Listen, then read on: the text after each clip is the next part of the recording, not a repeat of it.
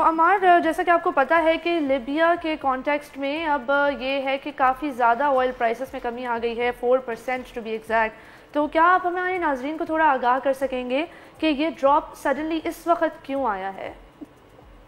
देखिए, ऑयल की जो प्राइस होती है ये काफ़ी जियोपॉलिटिकल फैक्टर्स होते हैं। कहीं पे भी हालात ख़राब हो जाते हैं एकदम से, तो ऑयल की प्राइस बढ़ जाती है। हालात थोड़े बेहतर होने लगते हैं तो वो नीचे आ जाती है। तो इसने अभी जो है एक समझे एक 70 के आसपास एक फ्लोर बना लिया है, क्योंकि यूएस जो है, अमेरिका अपने स्ट्रेटेजिक रिजर्व्स ऑयल के मेंटेन करता है। तो जब भी 70 के पास जो है वो कीमत आने लगती है, वो अपने स्ट्रेटेजिक रिजर्व भरना शुरू कर देते हैं और फिर वो ऊपर जाने लगती है। फिर कोई मसला आता है, फिर ऑयल की प्राइस नीचे आ जाती है। तो अगर हम ये देखें कि ऑयल की जो प्राइस है आजकल 70 से $85 की रेंज में पिछले कुछ 6 से 8 महीने से रेंज में इसकी चल रही है।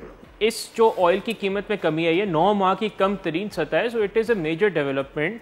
तो इसके जो ऑयल इंपोर्टर्स होंगे, स्पेशली जो डेवलपिंग वर्ल्ड है, उस पर क्या असरात होंगे? अब जैसे अगर बात करें, पॉपुलर व्यू होगा कि जी पेट्रोल की कीमतों को कम कर देना चाहिए और बिल्कुल रिलीफ आगे एक्सटेंड करना चाहिए। But can you tell us कि हमारे जैसे जो डेवलपिंग वर्ल्ड है वो इस कमी को अपने मुआशी फ़ायदे के लिए किस तरह इस्तेमाल कर सकता है? देखें, ऑयल की प्राइस में जब भी कमी आती है वो ज़्यादातर उसकी वजह ये होती है कि स्लो डाउन हो रहा है ग्लोबल इकोनॉमी में, यानी कि उसकी डिमांड कम हो रही है। डिमांड सप्लाई दोनों फैक्टर होते हैं।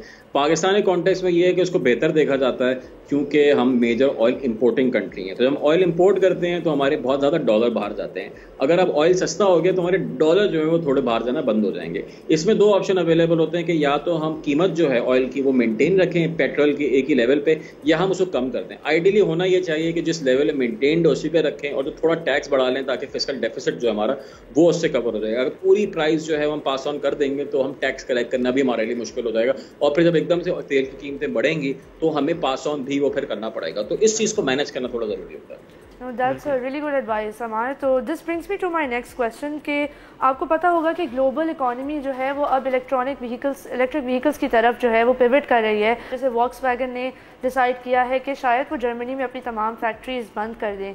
तो कंसिडरिंग कि ये सारे ट्रेंड्स भी मौजूद हैं, क्या आपको लगता है कि ऑयल प्राइसेस में इस इलेक्ट्रिक व्हीकल की मार्केट का कोई इम्पैक्ट हो रहा है इस वक्त?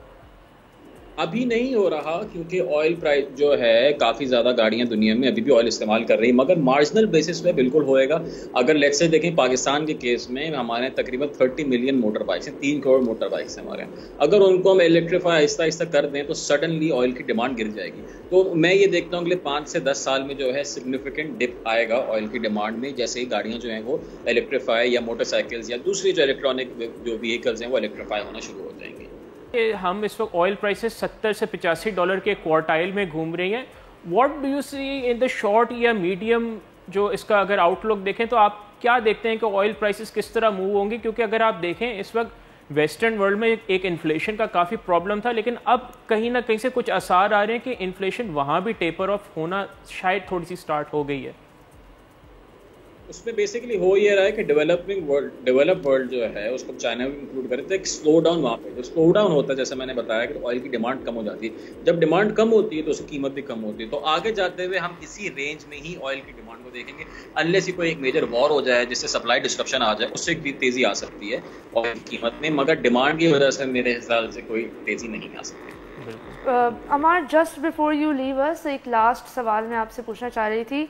May be it's a bit far fetched, but I wanted to understand कि मिडिल ईस्ट में इस वक्त जो जियोपॉलिटिकल सिचुएशन है, क्या उसका कोई इम्पैक्ट ऑयल प्राइसेस पे हो रहा है या आप एक्सपेक्ट कर रहे हैं?